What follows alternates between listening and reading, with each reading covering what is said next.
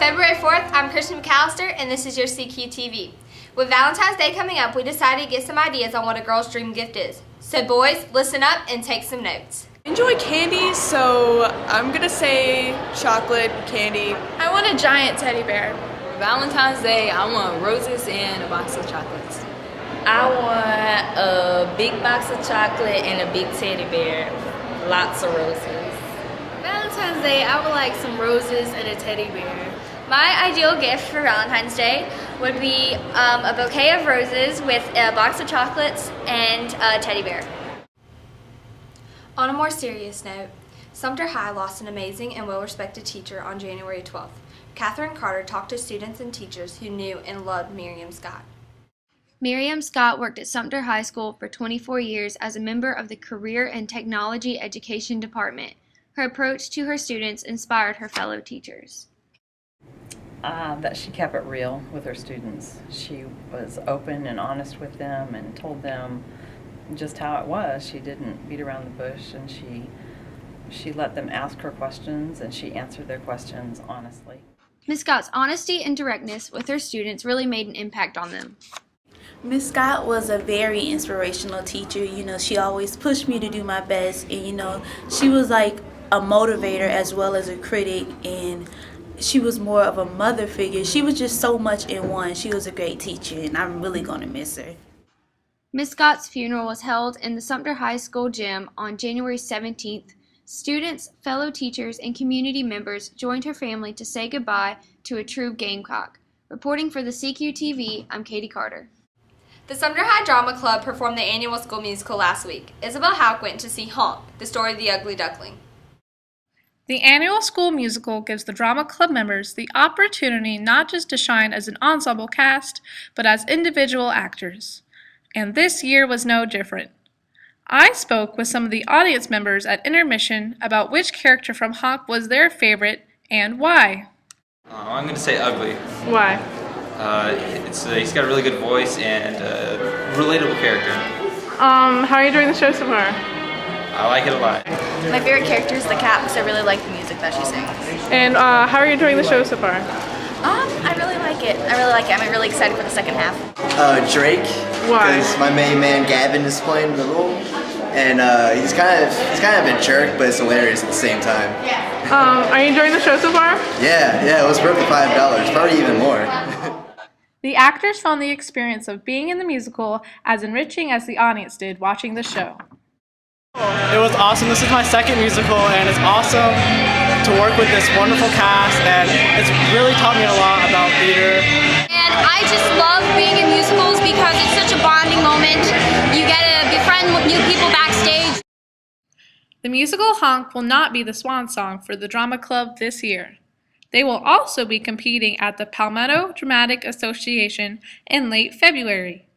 Reporting for the CQTV, I'm Isabel Hauk.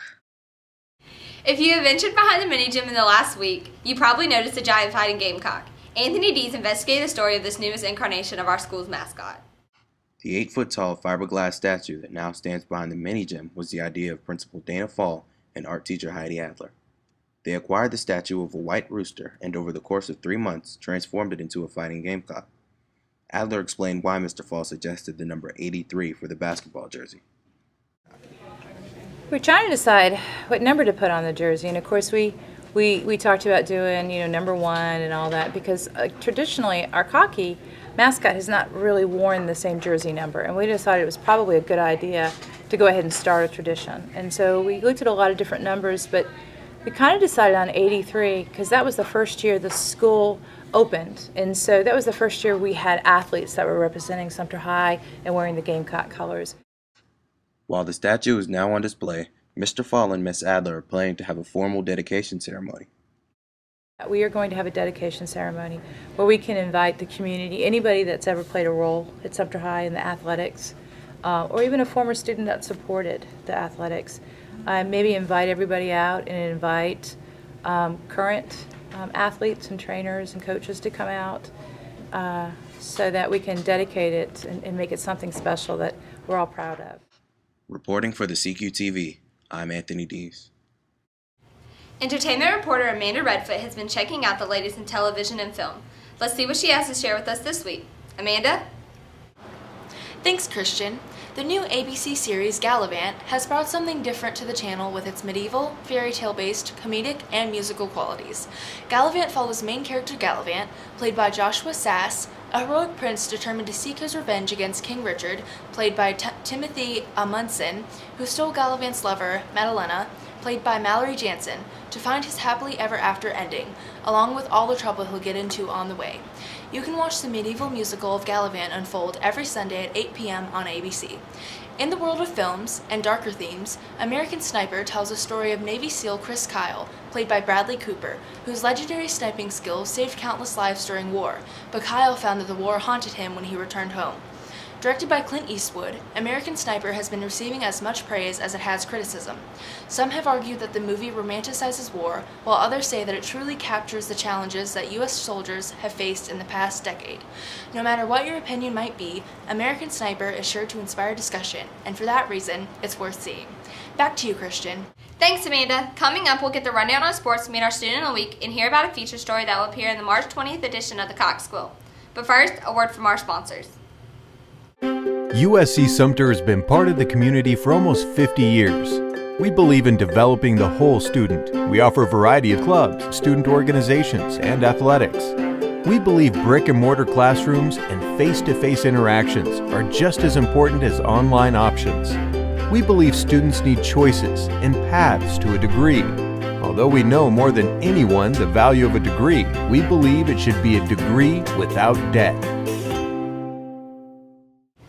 Welcome back. It's time now to find out what's happening in Gamecock sports world. So let's go to Sydney Gray McDonald. Thanks, Christian. After defeating the Conway Tigers 63-57, the boys varsity basketball team was 10-6 and 4-2 in the region as of Friday night. The girls varsity basketball team also crushed Conway 56-35 and was ranked number 1 in the state with an overall record of 18-2 and a region record of 6-0. Both teams faced South Florence last night and will post these scores to the CQOnline.com today. The JV boys basketball team is currently 12-1 after beating the Bruins of South Florence on Monday 42-34. The JV girls also defeated South Florence Monday night 32-22 and are now 8-5. In wrestling, last Saturday Richford Canty placed second at the JV state championship held at Lexington High School. The Gamecocks will travel to Goose Creek High School to wrestle in the first 2 rounds of the state duels tournament this Saturday.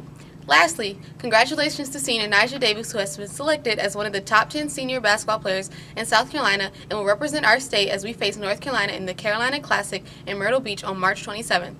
To find out more about Sumter High School sports, check out the CQOnline.com and follow us on Twitter at the CQ Tweets. Back to you, Christian. Ashley McElveen has been seeking students who pursue interesting passions both in the school and out of it. Let's go to her now to find out who our student of the week is. Ashley? Thanks, Christian. I'm here with our student of the week, Sydney Craig, who's involved in the International Baccalaureate Program and Young Life. Tell me a little bit about IB.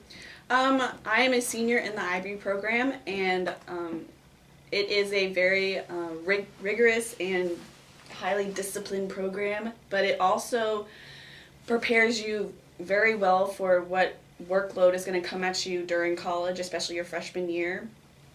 And I've always found that, very comforting, even though when I'm super stressed out, like over a big assignment, especially our upcoming IOCs. And I just think, it's going to pay off in the end. So that's what I really love about IB. Yeah. And why do you think that high schoolers should participate in Young Life? Oh, I think high schoolers, especially the underclassmen, should participate in Young Life because you get so involved with other people, you meet new people, and you create these new strong friendships that, develop more over time, especially through your high school career. And then you also create, a very strongly non-denominational based relationship with God and, your young life leaders who become like a best friend, especially when you need someone to talk to. So it's very important that I think high schoolers should be involved in Young Life. Thanks, Sydney. To find out more about our Student of the Week, you can check out the CQOnline.com. Back to you, Christian. Anyone who knows anything about SHS sports knows that the Gamecocks have strong basketball teams. Both the girls and the boys teams have been major contenders in the playoffs in the past few years. Sydney Gray McDonald is writing a feature story about 2 point guards who are helping their teams pursue victory on the hard court. Jessica Harris and Cedric Rimmert both would tell you that basketball is in their blood. They are passionate about the game and passionate about being Gamecocks. They need that to be good point guards. We're kind of like leaders on the court, as our coaches like to call us. We're supposed to tell everybody what to do, but also control the tempo, like CK said. Yeah, like you gotta know how to talk to everybody on the court, get them organized on the court, and be a leader. Both Jessica and CK are fast and good ball handlers, but to be a good point guard, you have to be a tactical thinker and a vocal leader as well. It's all about working with the team. Learn to trust other people, because if you don't trust your teammates, you're not gonna win. I learned to have a better passion for the game, to love it more. And, you gotta have each other back on the court. That passion for the game and that drive to win are qualities that Jessica and CK see in their teammates and their coaches. That's the spirit that they hope will lead them all to the state finals.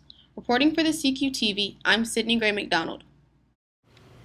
Thank you, Sydney. That's all for this edition of the CQ-TV. Our next show will air on February 18th. In the meantime, check out thecqonline.com or follow us at the CQ Tweets on Twitter to see what's happening at SHS. Reporting for the CQ-TV, I'm Christian McAllister. Have a blue and gold day, Sumter High.